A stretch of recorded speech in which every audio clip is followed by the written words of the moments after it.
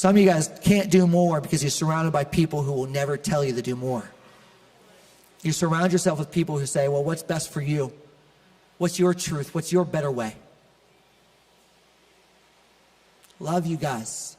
Love those friends. But some of you guys in this place, and you start ditching the people who are surrounding you because they're holding you back from what God's calling you to do. I got this amazing story. I'm not going to read it, but if you're taking notes, I want you to write this down. Numbers 13. Man, what a story.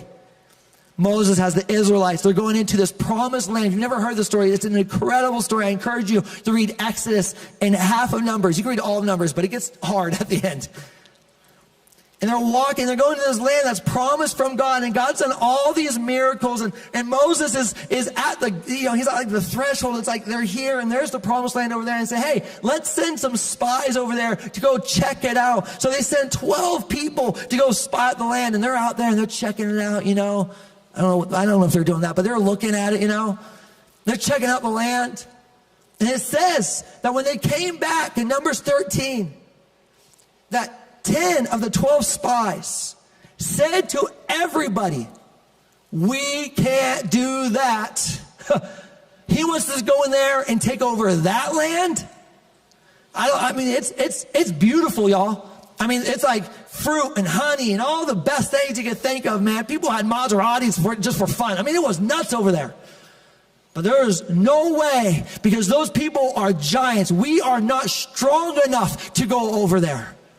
We're little people. These guys are massive. They're well equipped. Their cities have walls around them. It is impossible to do what God has called us to do. Plus, we have enough on our hands already. And then there's these two dudes, Caleb and Joshua, and they're in there, and they're arguing 2 against 10. They're arguing in front of the nation, and they're going, no. If God said he will go before us, he will make those giants like bread to us. Have you guys ever tried to fight bread before? It is maybe the easiest fight you'll ever get into. I'm not joking, man. Go home and fight a piece of bread.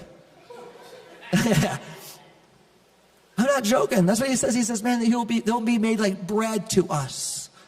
We'll chew those guys up, man. There's nothing that's going to hold us back. But you know what happened? The nation listened to the 10 who discouraged them. They listened to the 10 people who said, just don't do it. We're fine out here. It's not that bad. It's not terrible. If we go out there, we'll probably die. It'll be too much. We'll be overwhelmed. I'll get too stressed out. I won't sleep at night. I'll have anxiety if I go out there. And I said anxiety. I want to make this clear. I know anxiety is real. Believe me, I've dealt with it.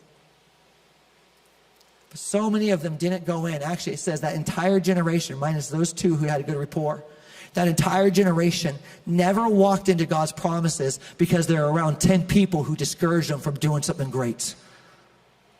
Can I say that again? The entire nation didn't go into the promises of God because they were surrounded by 10 people who discouraged them from doing something great. You got people in your life telling you that you're parenting, that you just need a vacation, and they're not sitting there going, did you know God has given you the strength and this will be easy for you if you leaned in on him? There's people telling you that your marriage needs to split up. Maybe it does. I don't know. Man, I need water. Can you pass me that? Well, I'm dying. Yeah, that's mine. Man, I sound like I'm crying. I'm not crying, guys. This is emotional. She's crying. My gosh. I'm sorry. I should never do that to a mom. She's a great kid. That was messed up. I do gotta say to all my moms, dads are weak compared to you guys when it comes to parenting. You guys are tough. Talking about birth earlier. Golly, man. Never in my life. Actually, never in my life will I do that. Yeah, so. 10 people discouraged an entire nation, and they missed what God had. I'm over here telling you could do more because I want to be one of the 2. You could do more, y'all. Every one of you could do more. Well, I might get tired and beat up. No, you could do more. If God's called you to do something, you could do it. You can do it. You want to have any Gilmore fans in there? Yeah. You can. You could do more. You can do more.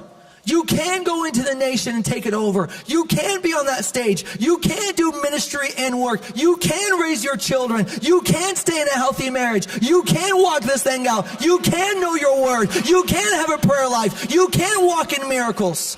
And let's be a little further. You can have joy and you can have freedom. You can have peace. Too many people are telling you to take other roads, and the Lord's saying, no, just come into my promises. And I want to make this clear. That promised land was a battlefield. And sometimes it's in the battlefield that you find your joy. Some of us are looking for peace, peace, peace. And God said you don't have peace until you win the war, pal.